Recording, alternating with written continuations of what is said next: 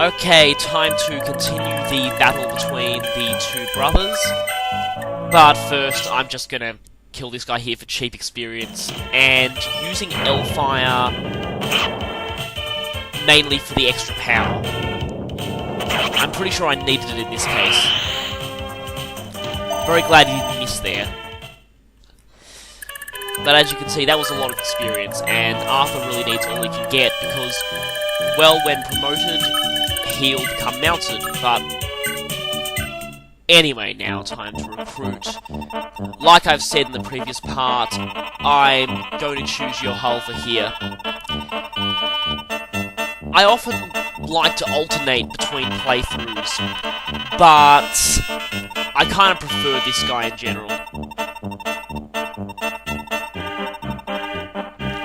Yes, brothers plural. There is a third brother, but he won't be making an appearance until much, much later in the game.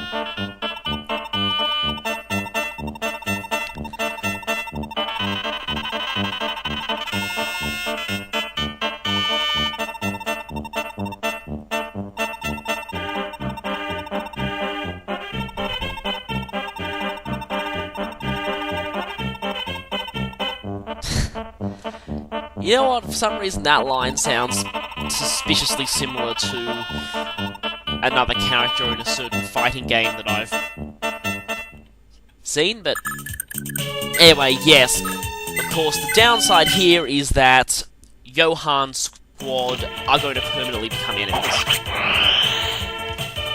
Now, Johalva starts out at a much higher level than anyone else you have at this point.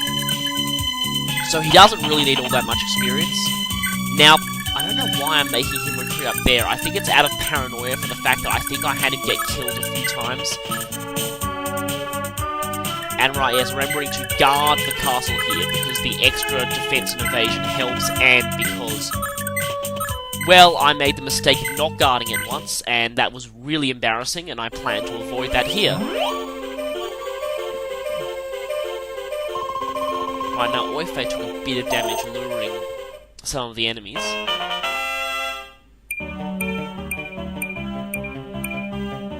Oh, that was a really amazing level up.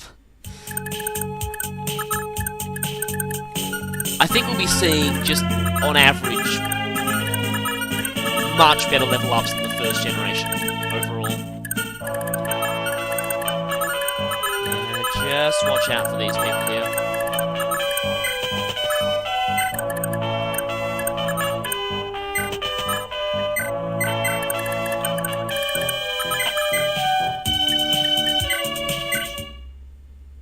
Alright, just taking pot shots at them before retreating. Always a good tactic with mounted archers. In fact, now this is going to sound really weird, it's actually tends to be what mounted archers did historically as well. But anyway, as you can see, the Safaha troops will become allies if you've recruited Johalva. And so we're going to have another NPC battle, which is probably going to be, yes, provide a lot of amusing antics. Yes, they have 0% chance of hitting, but they still charge in. Of course, for some reason, they also, like a lot of enemies, have a tendency to prioritize the NPCs, which is fine. There's no reward for these guys surviving at all, so you can just use them as bait however you want. Ah. Celeste certainly gets hit a lot more than he should. Hopefully that's going to change. Alright, good strength. Oh, a lot of stuff, actually. And eventually he will be able to one-round KO people. He's kind of falling short of it here, but he will eventually. Oh, so close. Just a bit more strength and that will be happening. At least letting him get kills is, good for that silver sword, because having it hit 50 kills is really good, like I said, mainly because Celeste has one of the best critical animations in the game.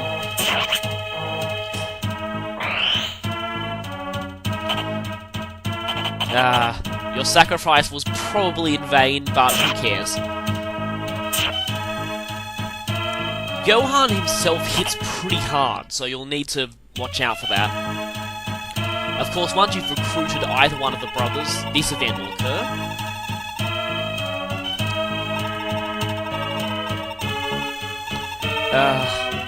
Random bosses always complaining about how incompetent they're. People are. And yes, so now we'll have Schmidt send out another army of Axe Knights, but fortunately it'll take a while for them to get to us, so we don't have to worry about them at this point. Of course, we probably do have to worry about those bandits and those villagers, but thankfully we have Fee now, who can just fly over those mountains and get to that one. Of course, she'll be rescuing that village first. Now, one of these villages, I think I'll point it out exactly which one later on, does have an item. So, yes. You'll want to try and save that one. Now, if I remember correctly, Sakasar was close to leveling up last time. Complete overkill, but anyway. I would have loved to have seen him finish the animation. That's pretty good.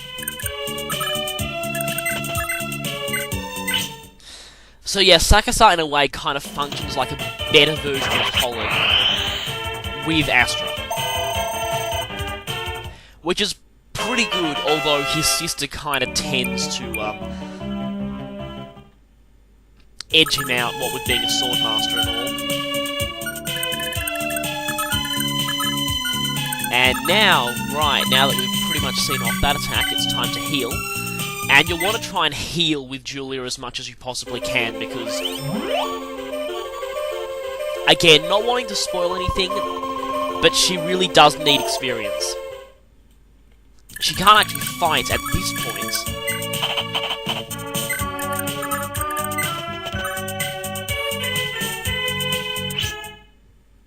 Yeah, he got hit pretty bad. I wanted to get him out of range of those mounted guys.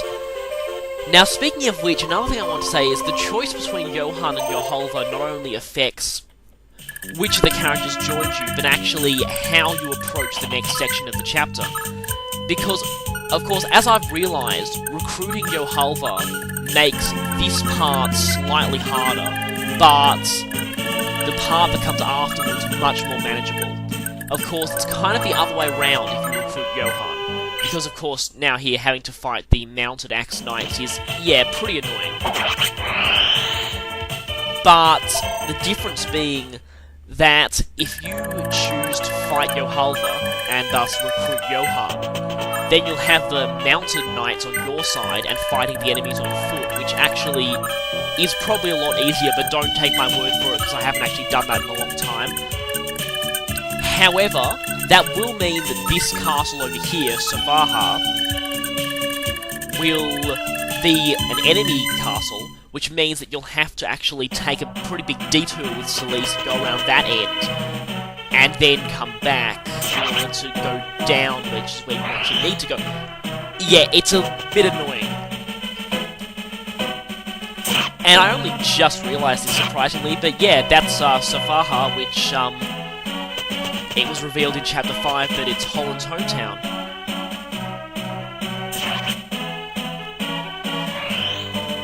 And presumably one of the other ruling houses of Isaac until the entire kingdom got pretty much wiped out.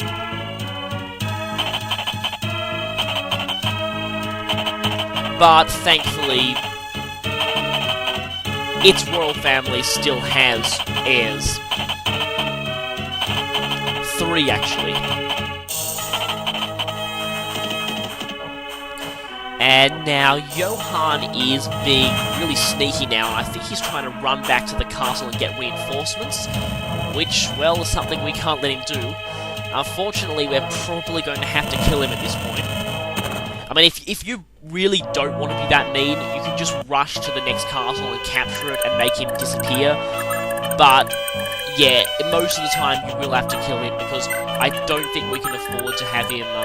of course, if you're so inclined, you can let him get there, let him get reinforcements, and then just kill those for extra experience. Oh, damn it, just a few spaces off.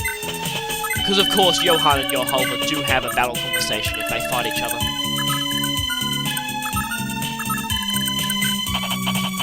And I'm pretty sure Latch does too, except hers is, I think, quite brief.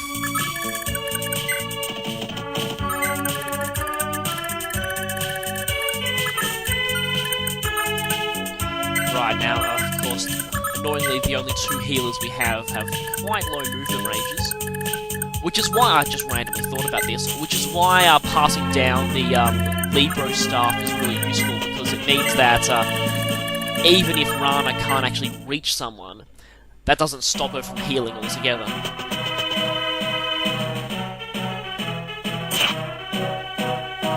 Seems like the NPCs are going to try and stop him from running away.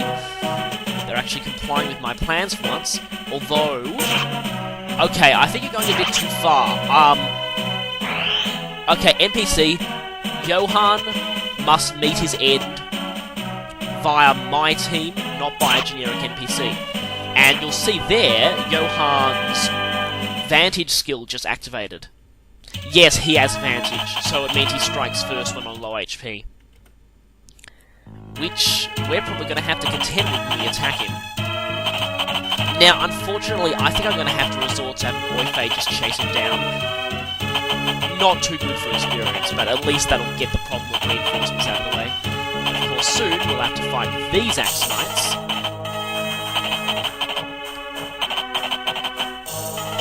Who... quite different to Johan's troop. Now, it's not that village. That village, that one being attacked at the moment, that, if I remember correctly, has I think it's a speed ring. Or a skill ring. No, I'll find out once I get to it. I'm pretty sure I do save that one.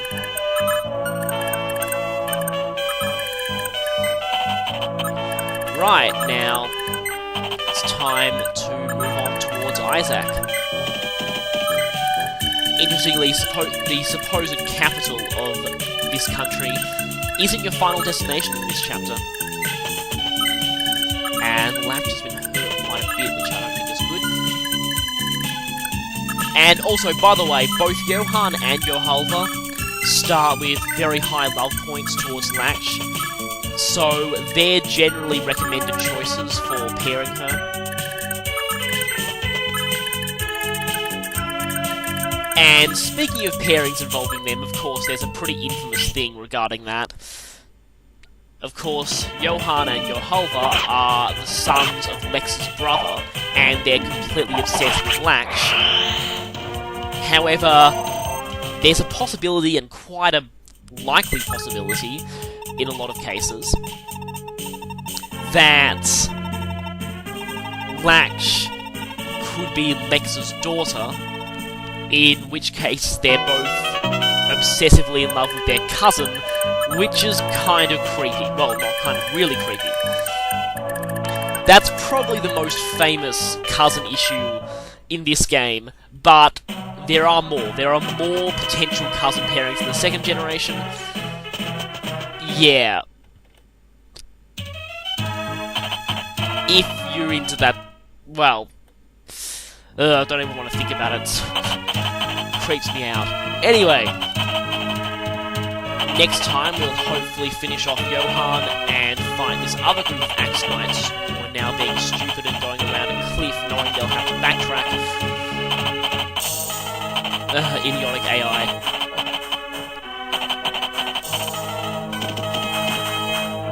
Anyway, see you in the next part.